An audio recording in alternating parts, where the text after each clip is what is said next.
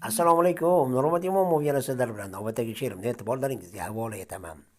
O'tayapman bosib bir bu hayotning yo'llarini, chamanzori bog'larni, sahrosini, cho'llarini, ko'rib keldim qancha toshdan qattiq do'llarni, goho shodon, goho mahzun bir hokisor yo'lovchiman. Tegram uzra charaqlab kulib tursa quyosh bir kun, qora bulut qoplab goho to'kkaydirman ko'z yosh bir kun bag'rim bo'lsa gulgun, bo'lgaydir qon talosh bir kun, goho shodon, goho mahzun bir hokisor yo'lovchiman.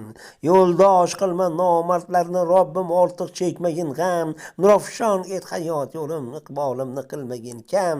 Toza vijdon ila yetay manzilimga bir kun men ham, goho shodon, goho mahzun bir hokisor yo'lovchiman. Nurmat Imomov, Qashqadaryo viloyati G'uzor tumani.